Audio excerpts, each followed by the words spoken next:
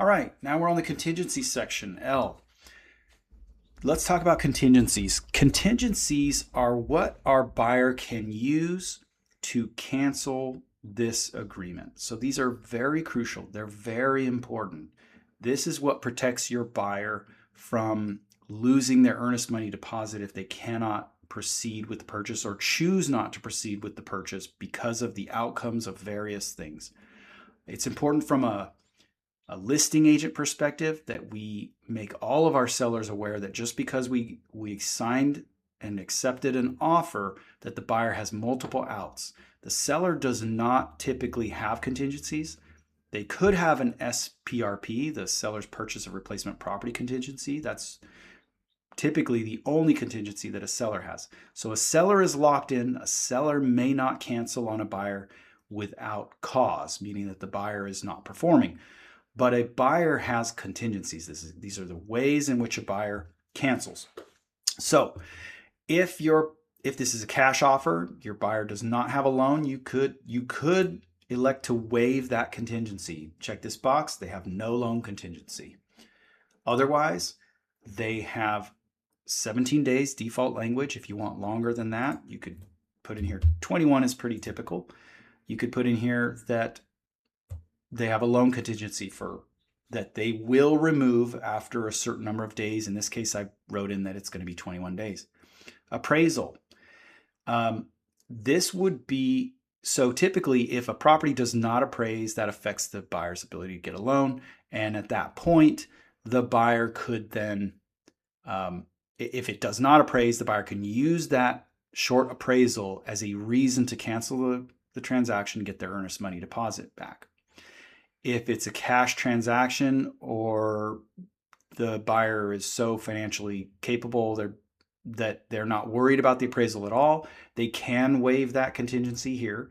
But typically, they're going to leave that in place, and we're going to go ahead and put this as 21 days as well. Now, what if our buyer is willing to buy the property even if it does not fully appraise, but appraises close to the purchase price? So in this example, I've written this offer for $450,000. I'm going to say here that my appraisal contingency just has as a requirement that it appraises for no less than $445,000. In other words, if that appraisal comes in at $445,000, I am not going to use that as a reason to cancel. So having an appraisal contingency based on a lower appraised amount can make your offer more attractive. Let's just put 440 here. So as long as this property appraises for 440, I'm still going to buy it for 450. Now, if your buyer wants to do something like that, you need to also verify with them that they could make up that appraisal shortfall. So for example, in this, we were saying that we were going to get a loan of, if I scroll back up to that, we were going to get a loan of $400,000. Well, we might not get the whole $400,000 if that was going to be based on this 89% loan to value. We might only be able to get, $390,000. So you're going to want to make sure that your buyer has the funds. Whoops, I went too far. To funds to make up any appraisal shortfall. But that's what this box is used for. If you're willing to buy the property, even if it doesn't fully appraise to the max. But I'm going to go ahead and leave that out. Investigation of property. This is your home inspections, pest inspections. How much time does the buyer have to check out the property, make sure it's really the one that they want? Informational access to property. Buyer's right to access the property for informational purposes is not a contingency, does not create cancellation rights, and applies even if contingencies are removed. So this, I think they added because there was always a lot of confusion between the agents. They would say, hey, well, you're past your 17-day contingency period for investigations, so we don't want to give you access to the property anymore. And the way that it used to be was, no, contractually, it said that the seller would make the property available for the buyer to investigate for any reason all the way through. It didn't matter. Even if the buyer had removed their contingencies, they still had the right to go to the property, investigate, measure for appliances and so forth. But let's go see what this says. So we can go to 8C and section 12.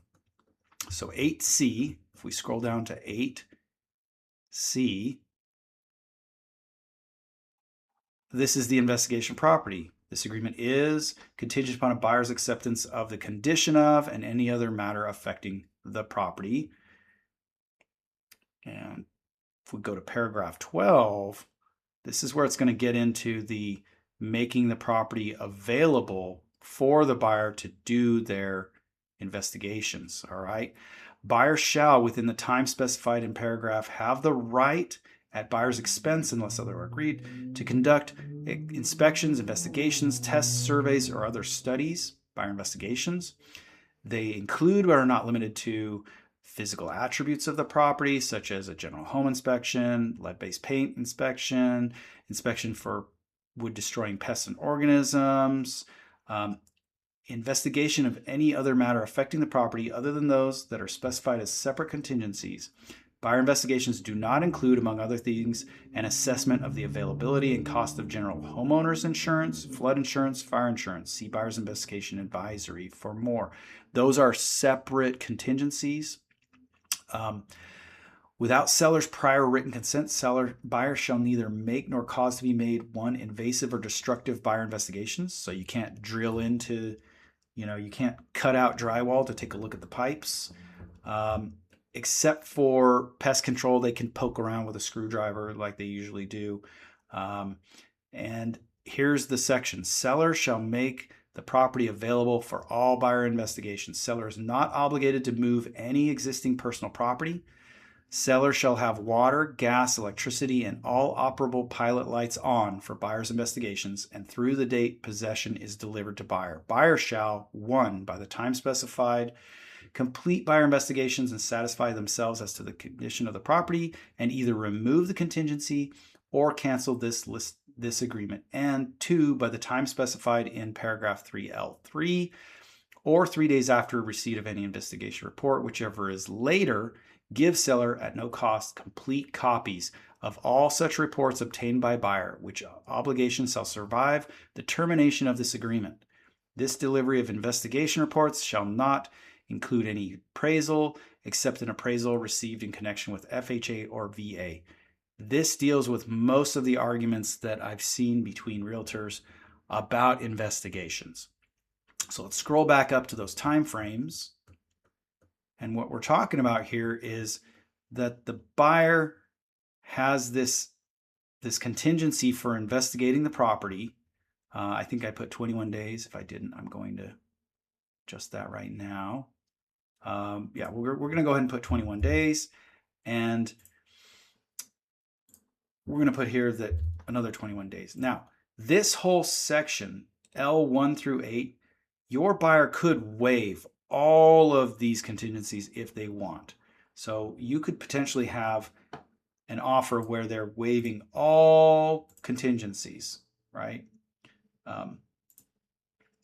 If that's the case, you're going to want to check these boxes, talk to me about that before you do. You're going to want to advise your buyer that really what they've done by removing contingencies is just made their earnest money deposit in jeopardy no matter what happens. So if they put up, let's say, $10,000 and they say, I'm buying this thing cash, 10 days, removing all contingencies with offer because they're really excited, they really want to get the property.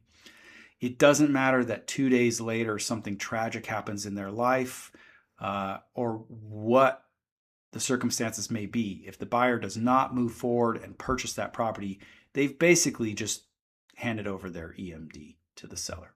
So, but I'm not doing that in this case. So insurance, you have 21 days to make sure that you can get insurance for the property. This usually is more important when you have a situation where a property's in a floodplain and they need flood insurance, or if it's in a high fire area and they're going to need to get fire insurance. There have been a lot of difficulties lately with people getting fire insurance. So if if your buyer is purchasing a mountain property or any property for that matter that falls into a high fire or a high fire risk area, you're going to want to be sure that you give them plenty of time to try and find these. You might even want to make this the entire length of the escrow. You might want to give them, I don't know, I'm going to give 28 days here to make sure they get insurance.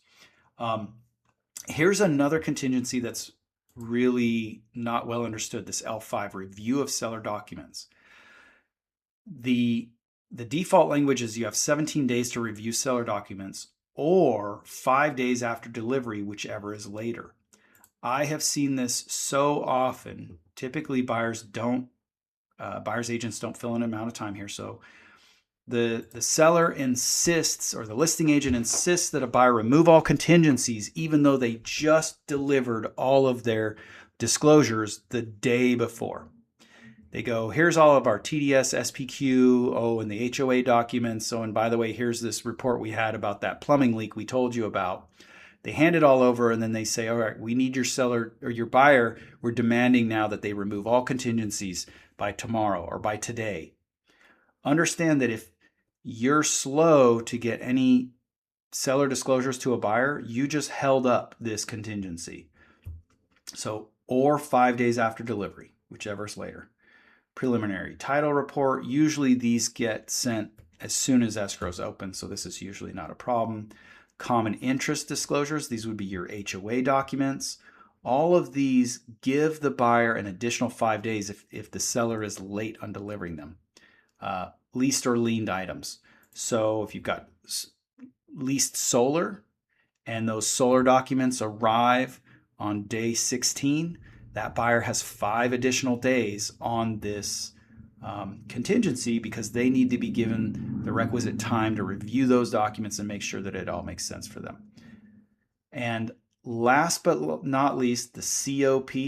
I will have a completely other video. This is a bigger topic. If your buyer is selling their property in order to purchase this property, you're going to check this box because now they have a whole different contingency called the COP form. So that'll be a different video. The next video in this series, I'm going to continue on with Section M. So see you there.